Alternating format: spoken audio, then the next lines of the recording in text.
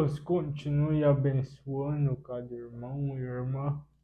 Estamos iniciando mais uma vez o programa Jovens Destemidos, nessa sequência de assuntos, estudando as parábolas de Jesus.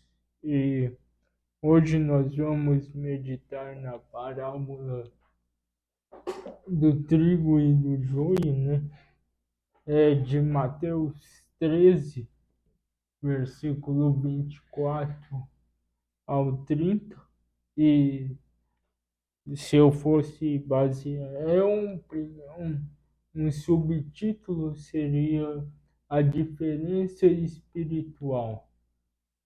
O trigo e o joio e a diferença espiritual. Vamos ler Mateus 13, onde está escrito assim: propôs-lhe outra parábola, dizendo: o reino dos céus é semelhante ao homem que semeia a boa semente no seu campo.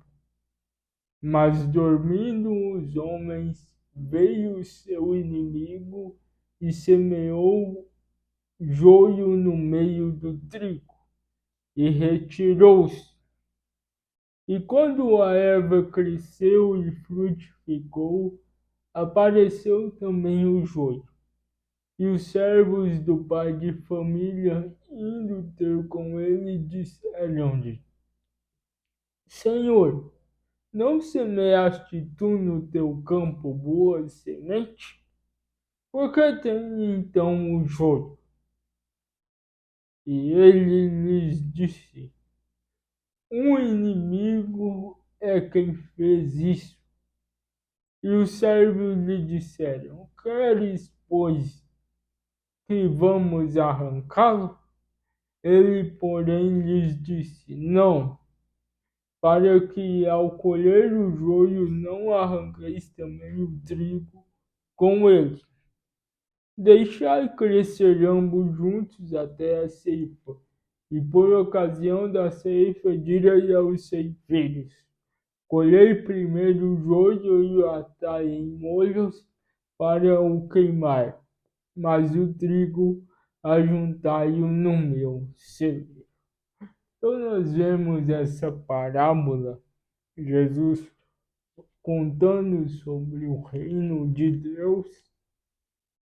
O reino é semelhante a um homem, né, que semeou a boa semente, mas logo veio o seu inimigo e semeou essa semente má, a semente do joio.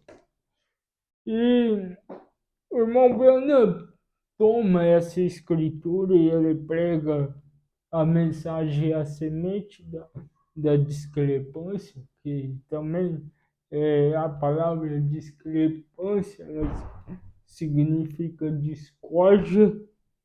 E a partir do parágrafo 4, ele diz assim: e nós também sabemos que ele interpretou.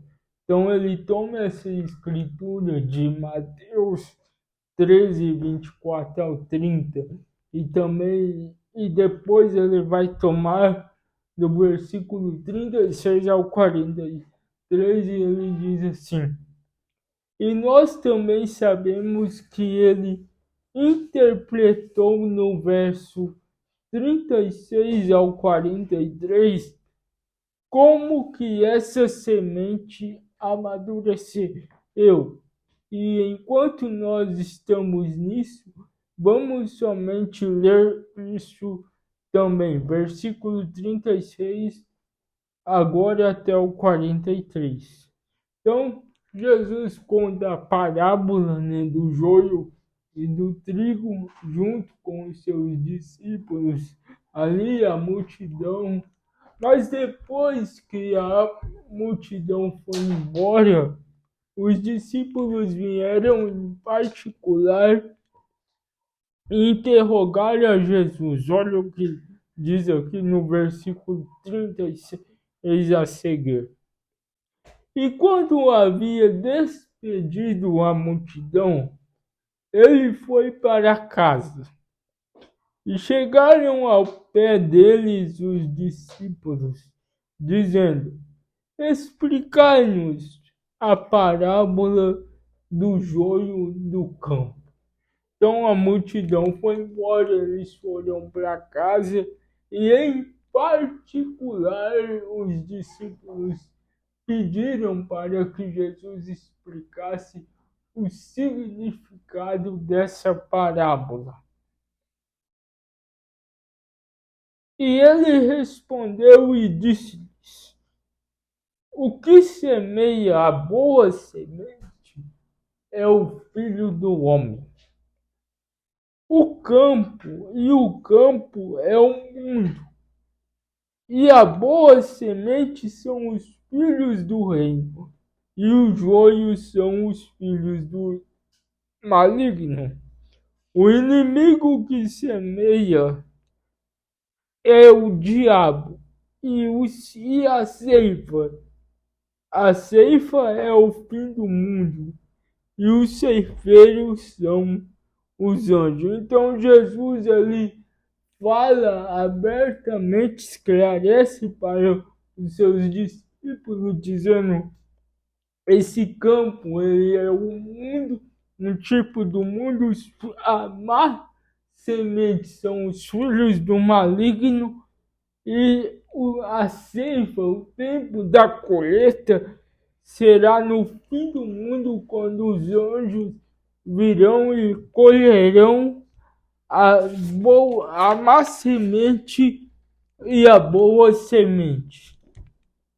Aí Jesus continua: assim como o joio é colhido e queimado no fogo, assim será na consumação deste mundo. Mandará o Filho do Homem os seus anjos, e eles colherão do seu reino tudo o que causa escândalo e os que cometem iniquidade.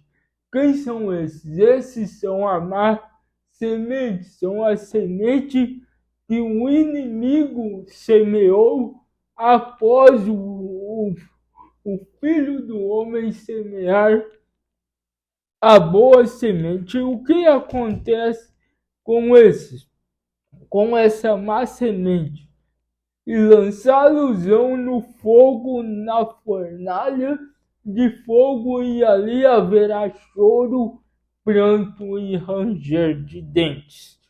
Então os justos resplandecerão como o sol no reino de seu Pai. Quem tem ouvidos, ouça. Nós vemos aqui que Jesus termina com a mesma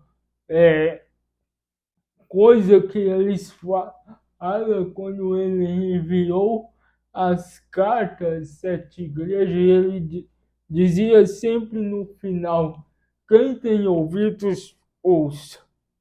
Então nós vemos aqui que há duas sementes somente sobre a terra. A primeira semente que foi semeada são os filhos de Deus. E a segunda semente é a semente do maligno. E na mensagem, para nós iniciar, com base, porque o irmão Breno diz que o livro semente é Gênesis, e o livro de Apocalipse é o livro colheita. Então lá em Gênesis nós vamos ver essas duas sementes que foi semeada e veio à existência ali em Gênesis. Baseado na mensagem A Semente da Discrepância, aqui no parágrafo 32, o irmão Branham diz assim: agora, nós encontramos quando Deus semeou a sua semente no jardim do Éden. Nós verificamos que isso deu à luz um Abel. Porém, quando Satanás semeou a sua semente da discrepância, essa discrepância nós já falamos no início, é a semente da discórdia. Isso deu à luz a um Caim. Um deu à luz a um justo e um deu à luz a um injusto. Porque essa Eva ouviu a palavra da discrepância. Qual foi a palavra da discrepância? Foi quando Deus disse para eles: de toda árvore do jardim comerás, mas certamente se comer dessa árvore aqui, que é a árvore proibida, morrerás. Então veio a semente da discrepância. O irmão Brana prega a mensagem, a palavra falada é a semente original. Então, quando Satanás tomou a serpente no jardim do Éden, ele semeou uma semente primeiro por meio de uma palavra. Ele veio e semeou uma palavra discordando daquilo que Deus havia dito. Ele diz assim: no dia que comer, certamente morrerás. Essa era a palavra absoluta de Deus. Satanás veio com a discrepância e disse: não morrerás. E quando ele disse isso, contrário à palavra de Deus, isso começou a rolar a bola do pecado, exatamente ali, e tem rolado desde então. E nós nunca tiraremos tudo isso fora até que os anjos voltem e segreguem a coisa. E Deus tome os seus filhos para o reino e o joio será queimado. Notem essas duas vinhas. O irmão Brana diz: a vinha de Deus e a vinha do maligno. Essa má semente que nós vamos ver que elas estão lado a lado desde o princípio, desde Gênesis. Houve essas duas sementes que nós acabamos de ler. Mas o que diferencia essas duas sementes? Vamos continuar meditando aqui na mensagem, semente da discrepância, voltando um pouquinho no parágrafo 5 e 6, o irmão Brana diz assim: isto é Jesus dando a interpretação da parábola. Ele mesmo. Portanto, nós sabemos então o que significa a interpretação. E agora, enquanto nós nos aproximamos desta semeadura da semente e assim, agora ele interpretou isto, então eu creio que Jesus estava falando esta parábola em seu dia. Porém, estava querendo dizer que isto havia de ser no fim do mundo, ou no fim da era, o qual é este dia. Então, o irmão Brana está dizendo assim: Jesus contou essa parábola mostrando que essas duas sementes seriam colhidas no tempo do fim, e ele está dizendo: este é o dia dessa colheita. O qual é este dia? E eu creio que este pequeno texto de hoje à noite é muito apropriado para a hora em que estamos vivendo. Porque Jesus claramente disse aqui, a ceifa seria no fim deste mundo. Nós estamos vivendo no fim do mundo. Todos os sinais, tudo que Jesus falou, todas as profecias têm se cumprido diante dos nossos olhos. E agora Jesus está dizendo, é o tempo da ceifa, da colheita. Que é isso? É quando seria o fim, a ceifa do trigo e também a ceifa do joio, e a queima deles, do joio, e para recolher o trigo ao reino. E eu creio que isto foi desta maneira. Agora, olha o que o irmão Bruno vai dizer, mas aprofundando nessa palavra. Em uma outra escritura me leva a crer desta maneira, eu tenho anotado aqui. É Mateus 24, aonde disse, falando sobre o assentamento, a semente da discrepância, Jesus disse que as duas seriam tão parecido que isto enganaria o próprio eleito se fosse possível. Quase exatamente iguais. Então, quando você pega uma lavoura de trigo e ali estão juntos joio, as sementes elas são parecidas. Você quase confunde o joio do trigo. Mas a diferença é que o joio, ele tem o grão original, ele tem vida, o trigo, melhor dizendo. E o joio, ele não possui vida, não possui semente, que quando você vai ali e colhe e balança ali, só vira palha e pó. A diferença do joio.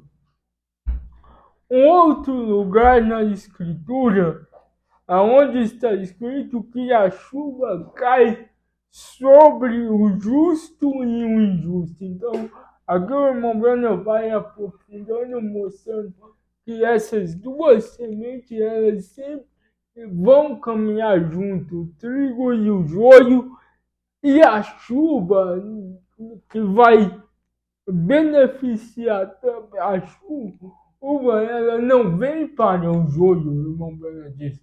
A chuva vem para o trigo. Olha o que o irmão Bruno vai dizer na mensagem, presumindo o parágrafo 138 e 139, ele diz assim, mas você sabe que quando em Hebreus capítulo 6, a chuva vem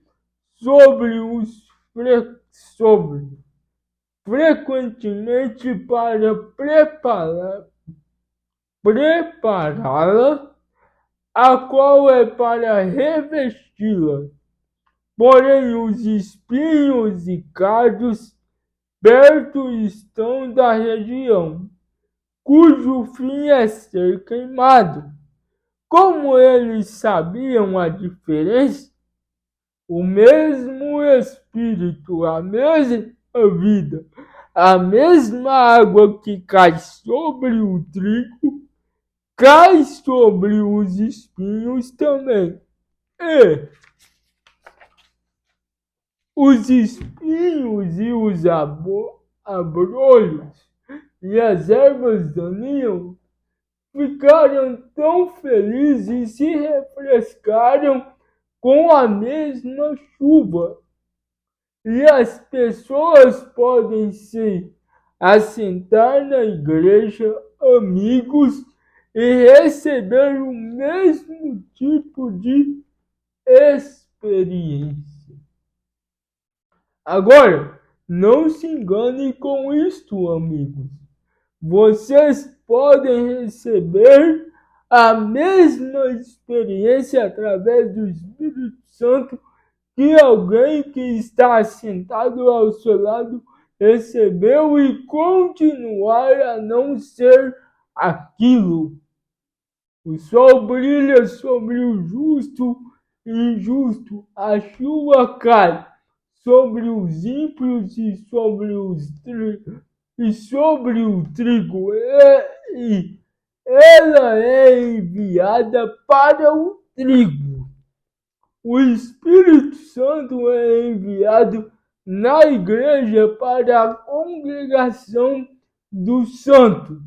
Mas aqueles que estão assentados ali desfrutam dele, claro, mas pelos seus frutos o conhecereis. Devemos arrancá-lo, disse. Então, não, deixe-os crescer junto. E naquele dia os anjos irão e ajuntarão todos os abrolhos e trepadeiras e os queimarão. Porém o trigo será juntado no celeiro, pelos seus frutos o conhecerei. Esta é a razão pela qual você está de pé aqui nesta noite. É pelo fruto, o fruto do Espírito. Agora recordem, o fruto do Espírito. Então, o irmão Brando está dizendo assim: a lavoura é plantada. Não tente arrancar o joio. O joio, ele vai estar ali, ele vai ser beneficiado, ele vai ter a experiência, a mesma experiência. Só que quando vier os frutos, então aí que vai haver a diferença. E o joio será ajuntado e selecionado para ser queimado, mas o trigo irá para o celeiro, isso irá para a casa do Pai. Mas ambos estão juntos, ambos são beneficiados, ambos adoram a Deus. É como nós lemos no começo, a semente lá de Gênesis, semente da discórdia, semente da discrepância, gerou um Caim. Caim era um adorador. Caim levantou um altar perfeito diante de Deus.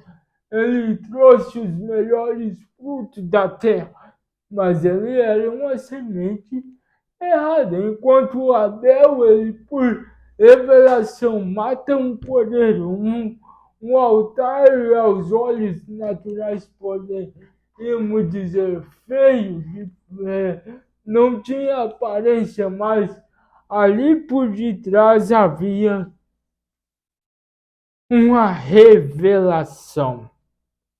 Continuando aqui no parágrafo 20 da mensagem A Semente da Discrepância, Mombrano vai dizer assim: note quem ele disse, quem eram os semeadores. Notem que ele disse quem eram os semeadores e também quem era a semente. O que era a semente? Primeiro, o semeador, ele era um filho de Deus. Quem foi semeando semente? E um inimigo veio através dele, o qual era o diabo, e semeou a semente da discrepância de trás da semeadura da semente correta. Agora, amigos, isso tem sucedido através de cada era, desde que nós temos tido um mundo, exatamente. Desde o princípio, isso começou a mesma coisa.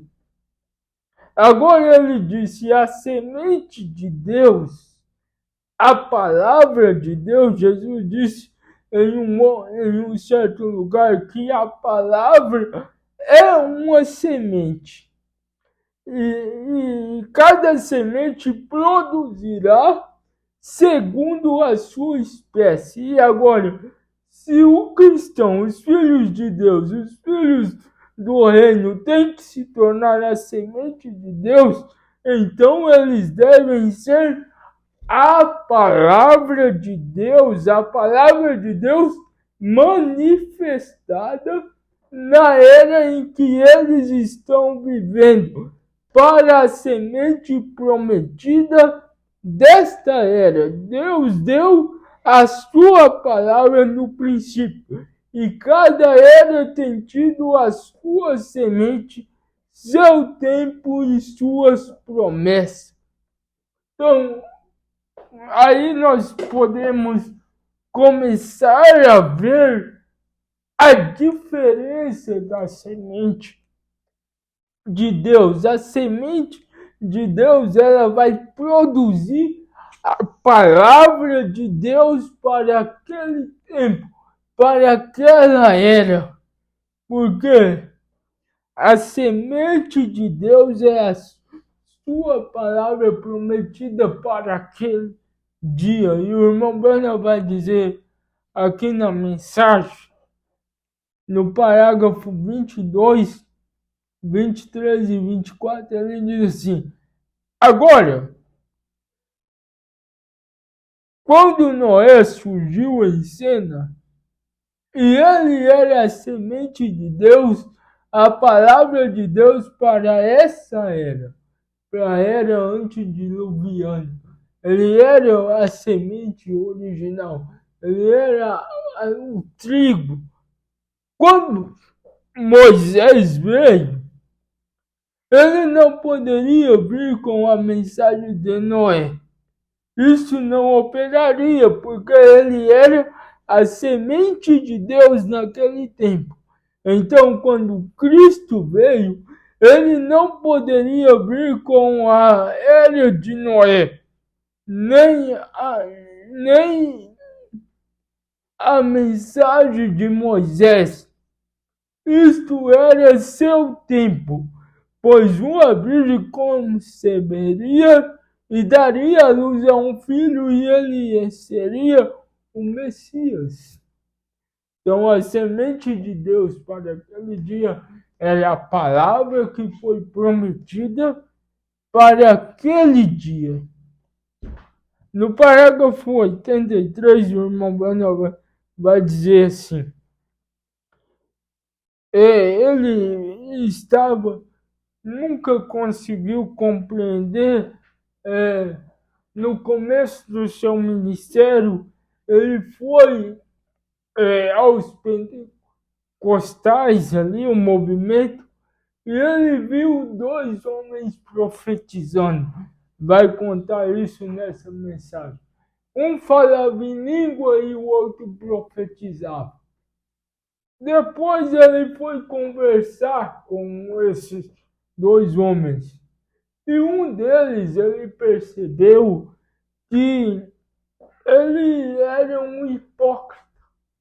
Ele era marido de uma mulher loira, mas ele estava casado com uma mulher morena. E ele disse: Senhor, como pode isso ser o Espírito Santo operando na vida desse homem e ele vivendo esse tipo de vida? Aí o irmão Bernard procurou entender. Ele vai dizer assim: então um dia lá em cima no Grants Mill, eu estava ali em cima orando na minha caverna, não por aquilo. E eu saí e coloquei minha Bíblia ali em cima, estava mofado dentro da caverna. E eu queria um pouco de luz do sol. E isto era tarde. Eu saí e coloquei a minha Bíblia ali. Eu ia ler um pouquinho em um tronco caído ali, colina abaixo. E eu apenas coloquei a Bíblia ali e comecei a ler e o vento soprou. E soprou aquilo para Hebreus capítulo 6. Eu pensei, talvez o Senhor deseja que eu leia aqui. Eu li isto. Parágrafo 84. Nós, que uma vez fomos iluminados, fomos feitos participantes do Espírito Santo, vendo que recaímos para nós nos renovar outra vez para o arrependimento. A chuva, reticência. A terra produz fruto e a chuva cai para regá-la. E aqui a produz espinhos e abrolhos é ajuntada e reprovada, e o seu fim é ser queimada. Algo mais ou menos assim. Bem, eu li isto e pensei, bem, louvado seja o Senhor. Eu virei para o outro e pensei, bem, eu vou apenas ler aqui em outra parte. Eu coloquei assim, esfreguei os meus olhos e o vento soprou aquilo de volta para Hebreus 6 outra vez. Bem, aquilo aconteceu 3 ou 4 vezes. Você vê que Deus estava querendo mostrar algo para o profeta de qualquer modo. Umas 3. Eu pensei, eu não vejo nada de errado com isso. O que há ali? Apenas deixei-me ver. Você já leu isto muitas vezes. Hebreus 6. Espinhos e abrolhos. A chuva sempre cai para regá-la, para cobri-la. Vem para seus frutos. Porém, os espinhos e abrolhos que são ajuntados e queimados. Eu não pude obter nada daquilo. Pensei, bem, espinhos e abrolhos para serem queimados. Deus leva o trigo para o depósito. E pronto, disse. Eu não vejo nada naquilo. Eu estava sentado ali e eu estava olhando para fora e uma visão veio diante de mim e eu vi um mundo girando assim e eu estava todo arado e pronto para ser plantado.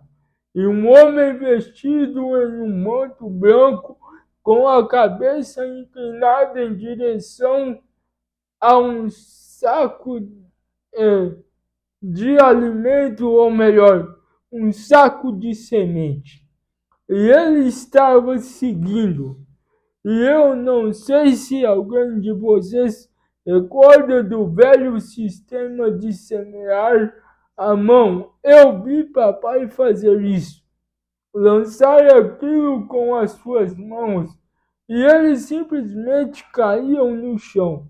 Aquela semente assim. Bem, este homem estava semeando sementes assim. E logo que ele ia seguindo, logo atrás dele vinha o trigo crescendo. Então o irmão Bruno estava tendo uma visão. Bem logo que ele completou a curvatura da terra, eu vi algo negro surgindo como uma lua preta. E olhei e isto ficou mais perto. Era um homem totalmente negro, vestindo de preto, e ele estava movendo-se de modo despercebido, olhando assim, e ele tinha um saco de semente, só que ali ele tinha ervas daninhas. e eles a semeavam no meio deste trigo assim, jogando primeiro para um lado e para o outro. E atrás dele crescia as ervas daninhas, abolhos, espinhos, carrapicho e tudo mais. Bem, eu pensei, é uma vergonha para aquele homem fazer uma coisa como aquela. Na visão eu não estava pensando em isto ser escriturístico, bem? Eu disse, aquele sujeito está semeando aquela semente no campo de trigo daquele homem, então ficou bastante quente. O pequeno trigo levantou a sua cabeça e fez hum, hum. Assim, apenas ofegante, assim, procurando fôlego, e o pequeno joio levantou sua cabeça, e ele arquejava por água também. Todos oravam pela chuva. Após algum tempo, uma grande nuvem de trovões apareceram e simplesmente despejou. E quando isso aconteceu, a chuva atingiu a terra. E o pequeno trigo começou a pular para cima e para baixo, gritando: Aleluia! Louvado seja Deus! Louvado seja o Senhor! Aleluia! Louvado seja o Senhor! E o pequeno joio gritou: Louvado seja o Senhor! Se endireitou imediatamente e a vida veio para a erva daninha da mesma forma como para o trigo. E então a escritura chegou: a chuva cai sobre o justo e o injusto. Ali eu compreendi aquilo. Isto, se uma pessoa está sentada em uma congregação, um espírito pode cair sobre aquela pessoa e mesmo você, sabendo que ela está errada e que não vive o tipo correto de vida, seja cuidadoso com o que você diz sobre aquele espírito. Pode ser um Espírito Santo. Não julgue o espírito pela pessoa. Ou a pessoa pode estar errada, mas agora a Bíblia não diz a chuva cai sobre o justo e o injusto. Jesus não disse quando os campos foram plantados, deixe-os crescer junto, e naqueles dias os anjos serão enviados e tomarão todo o joio e o queimarão. E o trigo será armazenado, pelos seus frutos os conhecerei. Você pode saber em seu coração.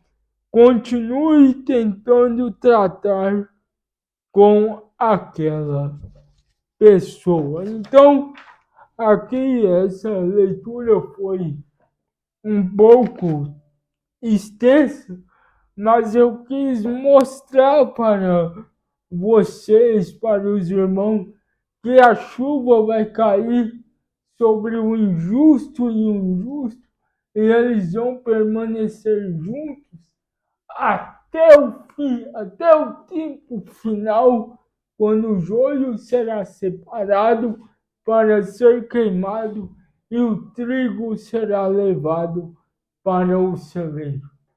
Que Deus te abençoe e que essa palavra possa servir de ajuda, conforto, e nós meditar na nossa vida e buscar dizer, Senhor, que eu possa ser um trigo levado para um celeiro.